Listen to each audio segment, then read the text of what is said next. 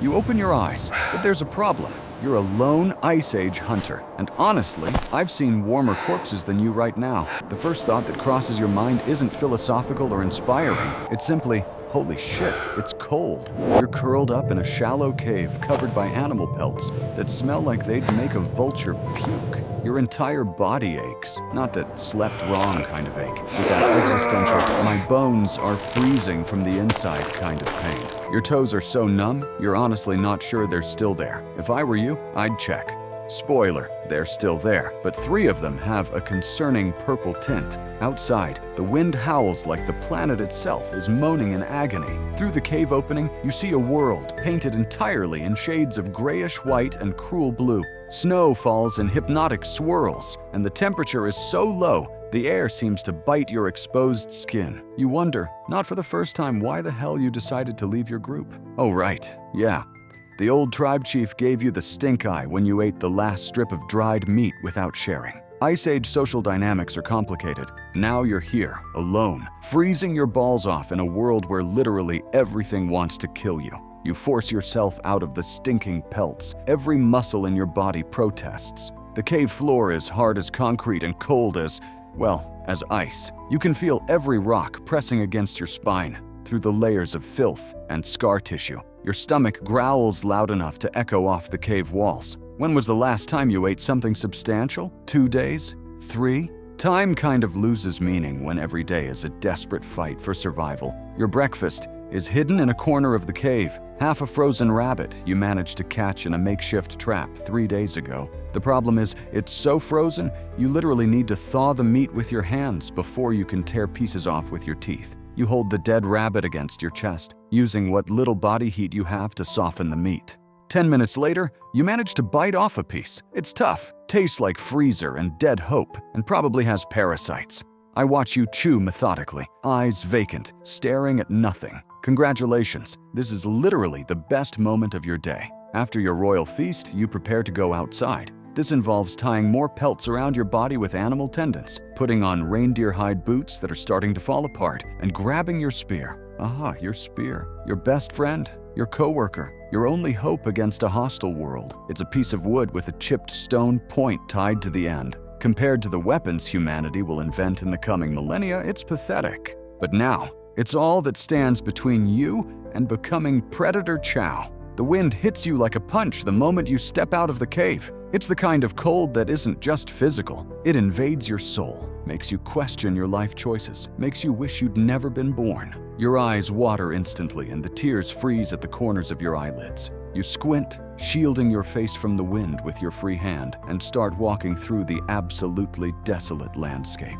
The snow is knee-deep. Every step is a battle. Your lungs burn with each breath of frozen air. You need to find food, or at least something to supplement that pathetic rabbit. Roots, maybe. Frozen berries. A miracle. Anything. The problem is, everything edible is either buried under 5 feet of snow or has already been devoured by other equally desperate creatures. You wander for what feels like hours. The sun is hidden behind permanent gray clouds, so you have no idea what time it is. Time is a social construct anyway, right? Here there's only light and darkness, and that terrible moment in between when predators wake up.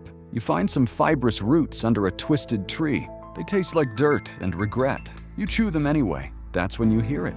A sound that makes your blood freeze more than the climate already is. A low, guttural growl that resonates through the thin air. You turn slowly, very slowly, and there it is, a saber-toothed tiger. And not just any saber-toothed tiger. It's a particularly large and particularly pissed-off specimen with those ridiculously long canines that could skewer you like a kebab. It's about 30 meters away, crouched in the snow, muscles tense beneath its spotted orange fur. You can see the fog of its breath. You can see the yellow eyes fixed on you with that predatory intensity that says very clearly, finally, lunch. Your primitive brain immediately calculates your options. Fight with a wooden spear against 600 pounds of muscle, claws, and pure evolutionary malice? If I were you, I wouldn't do that. So you do the only sensible thing. You run. And man, do you run. You run like you've never run in your life. Your feet sink into the snow. You trip. Branches whip your face. Behind you, the growls get louder. Your heart beats so hard you think it'll explode. You jump over a log, slip on an ice-covered rock, roll and get up stumbling. The tiger is gaining ground, and then you see it. Smoke, a fire, people. You run toward them, screaming. There are 5 humans who turn at the same time. The maniac covered in snow running with a tiger on his tail. For a split second, confusion. Then they see the tiger. 3 hunters grab spears and position themselves. A 4th grabs a torch. When the tiger approaches, they scream,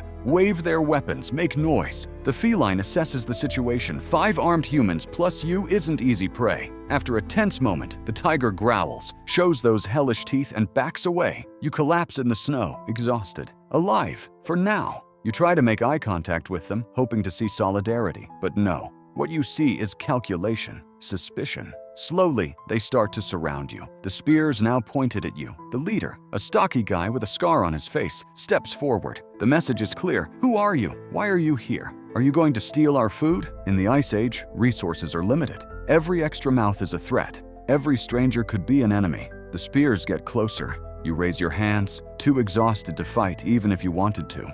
An older woman says something to the leader, advocating for you, saying you're not a real threat, just another poor bastard trying to survive. The leader considers. Finally, he lowers his spear and gestures. Leave, now. You nod, grab your spear, and back away slowly. Welcome to Ice Age hospitality. Thanks for not killing me. Now get lost before I change my mind. The next few hours are you wandering aimlessly. The adrenaline leaves you even more exhausted. You find an area sheltered from the wind and decide to stop. Your primitive leisure is sitting on a log and staring at nothing while chewing roots. You think about life. How did I get here? Why didn't I stay with the group? A raven lands on a tree and stares at you. Even the birds judge you. You throw a rock. It flies away, screaming something that sounds like mockery. When the sun finally begins to set, turning the sky into a mix of bloody orange and sickly purple, you start the journey back to your cave. Every step is torture. Your feet are numb again. Your belly rumbles constantly, a sonic reminder that that frozen rabbit from breakfast was consumed many hours and many burned calories ago. You reach the cave when night is already falling. The temperature drops even more, something you didn't think was possible.